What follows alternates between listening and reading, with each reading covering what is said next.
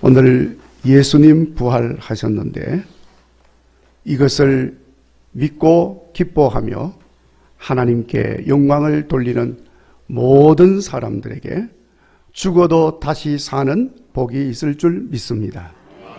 오늘 예수님 부활을 기뻐하면서 이렇게 주의 전에 나와 예배하는 모든 분들에게 부활의 기쁨과 소망으로 가득하게 되기를 주의 이름으로 축원합니다. 여러분, 세상이 참 많이 혼란스럽습니다. 제가 이렇게 말을 하면 아유, 목사님 무슨 말씀을 그렇게 하십니까? 지금 세상이 얼마나 질서정연하게 얼마나 좋은데 혼란스럽다고 그러십니까? 이렇게 말씀하실 분도 있을 줄로 생각합니다마는 그 사람은 혼란 속에 너무 깊이 빠져 있기 때문에 느끼지를 못할 뿐인 것입니다. 여러분, 사람들이 혼란스러운 세상을 살다가 보니까 그 삶이 날로 악해져 가고 있습니다. 그러면서 사람들은 육신적이고 또 물질적이고 세상의 태폐적인 욕망으로 점점 왕성해져 가면서 날로 사람들이 무정하고 사람들이 날로 잔인해져 가고 있습니다. 세상이 이렇다가 보니까 믿음 생활, 영적 생활이 점점 어려워지고 있습니다. 심지어는 믿음을 말하고 영적 삶을 말하면 시대 정신과 상황에 어울리지 않는다고 하면서 시대착오적인 사람으로 폄훼하기도 합니다. 날로 종교 무용론이 강력하게 대두되고 있는 상황입니다. 이런 세상이다 보니까 오늘날 부활을 말하면 부활이 뭡니까? 죽었다가 다시 사는 게 부활입니다. 이런 걸 말하면 대부분 사람들은 어리석게 생각하면서 그냥 무시해 버리기가 일쑤입니다. 심지어는 믿는다고 하는 사람들조차도 부활을 역사적 사실이기보다는 그냥 신화적인 것으로 생각하는 사람들도 많습니다.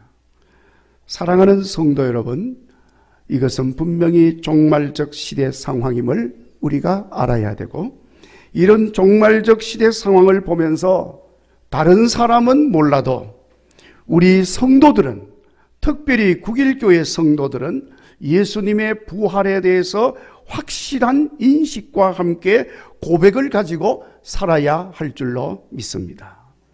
여러분, 왜 전능하신 하나님, 전지하신 여호와 하나님께서 인간 구원을 위하여 다른 방법도 많이 있을 텐데 죽음과 부활, 그것도 십자가에서 치욕스럽고 고통스러운 죽음과 부활이라고 하는 방법을 택하셨을까? 생각해 보셨습니까? 얼마든지 인간 구원을 위해서 좋은 방법, 쉬운 방법도 많이 있을 텐데 왜 죽음이라고 하는 것과 부활이라고 하는 이 방법을 하나님이 사용하셨을까? 여러분, 우리가 믿는 여호와 하나님은 전능하신 하나님이신 줄로 믿습니다. 전지하신 하나님인 줄로 믿습니다. 그렇다면 여호와 하나님이 택하신 방법은 가장 완벽하고 가장 좋은 방법인 줄로 믿습니다. 우리가 이해를 못할 뿐이죠. 그런데 왜 부활입니까? 사람들이 도저히 현실적으로 이해할 수가 없고 상식적으로 이해할 수가 없고 이성적으로 일반적이지도 않는 부활이라고 하는 방법을 하나님이 사용하신 이유가 무엇일까? 결론적으로 말씀을 드리자면 부활이야말로 세상의 인간을 고통과 불행과 저주 속에서 건져낼 수 있는 완전하고도 최선의 길이기 때문에 그런 것입니다. 자, 여러분, 인간의 궁극적인 문제가 무엇입니까? 궁극적인 문제는 죽음입니다. 어떤 인간도 죽음 앞에 좌절하고 절망할 수밖에 없습니다. 그 어떤 것도 인간이 직면하는 죽음이라고 하는 것을 해결할 수가 없고 그 문제를 풀 수가 없습니다. 그렇기 때문에 죽음 앞에서는 어떤 인간도 소망을 가질 수가 없고 희망을 가질 수가 없습니다. 죽으면 끝이니까. 거기에 무슨 소망이 있고 무슨 희망이 있겠습니까? 그리고 그 죽음으로 인하여 다가오는 불안과 두려움과 공포와 절망으로 인한 불행이라고 하는 것은 어떤 것으로도 극복할 수가 없습니다. 현대의학이나 과학으로도 해결할 수가 없고 극복할 수가 없는 것이 죽음의 문제입니다. 얼마 전에 어떤 사람의 집에 딸이 죽었습니다. 참 예쁘고 착하고 모범적인 딸이었습니다. 그런데 언제부터인가 음식을 먹지를 않습니다.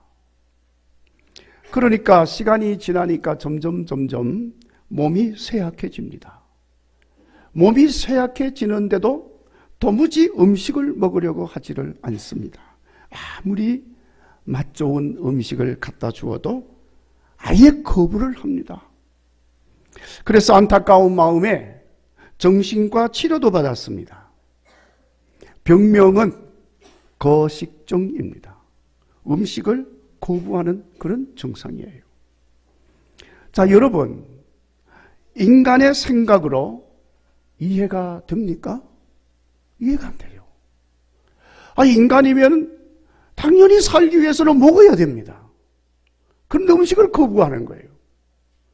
음식을 안 먹으면 죽는 겁니다. 그래도 거부합니다. 먹을 생각을 안 해요. 이해가 안 되는 거예요. 왜 그렇게 될까? 이해가 안 됩니다. 결국 그 딸은 아직도 22살의 나이인데 죽었습니다. 여러분, 이렇게 이해할 수 없는 것이 많은 이런 세상을 사는 것이 우리 인간인 것입니다. 그리고 그러한 말도 안 되는 일들로 인하여 인간은 고통을 받고 불행한 삶으로 빠져들어가는 것입니다.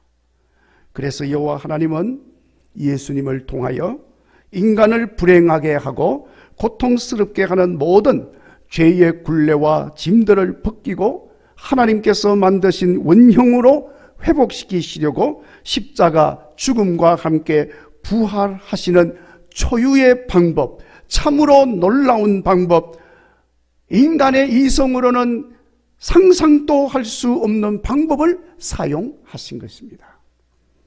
세상의 부활이라니 말도 안 돼. 이럴 사람도 있겠죠. 그런데 여러분, 사람 사는 세상에 말도 안 되는 일, 이해할 수 없는 일이 어디 한두 가지입니까? 인간의 상식으로 이해할 수 없는 일이 얼마나 많은지 모릅니다. 부활이 말도 안 된다고 하는 사람은 그러면 죽음이라고 하는 것은 말이 됩니까? 여러분, 사람의 생명을 가지고 세상에 태어났는데 사람이 생명을 가지고 세상에 태어난 것이 여러분 얼마나 놀라운 일입니까? 여러분, 이것은 기적인 것입니다. 건강하게, 평안하게, 기쁘고 행복하게, 무엇보다도 영원히 살아야지. 그게 맞는 거지요. 그러나 그렇지 못하고 불행하게 살다가 저주 속에서 죽는 사람 얼마나 많습니까? 말이 됩니까? 말이 안 되는 겁니다. 어떤 사람은 죽음이라고 하는 것에 대해서 무슨 질량의 법칙이니 중력의 법칙이니 자연 법칙이라 하면서 사람이 세월이 지나면 노화되고 쇠약해지면서 죽는 것이 운명이고 숙명이고 자연스러운 것이라고 말을 합니다마는 그 역시 억지인 것입니다. 자기가 이해를 못하니까 억지를 부리는 거예요. 여러분, 왜 사람이 죽어야 합니까? 그건 자연스러운 일이 아닌 것입니다. 말씀드린 대로 생명은 신비요, 생명은 기적인 것입니다. 그렇기 때문에 놀라운 신비로운 생명을 가지고 태어났으니 영원히 살아야 옳은 것입니다. 영원히 살아야 정상인 것이고 그것이 맞는 거예요. 앞에서 말씀을 드렸습니다마는 인간이 거식적으로 죽는다는 것이 이해가 되는 일입니까? 이해가 안 되는 일이죠. 사람이 살면서 어떤 사람은 잘 살고 어떤 사람은 못 살아. 이해가 됩니까? 이런저런 설명도 하지만 이해가 안 되는 거예요.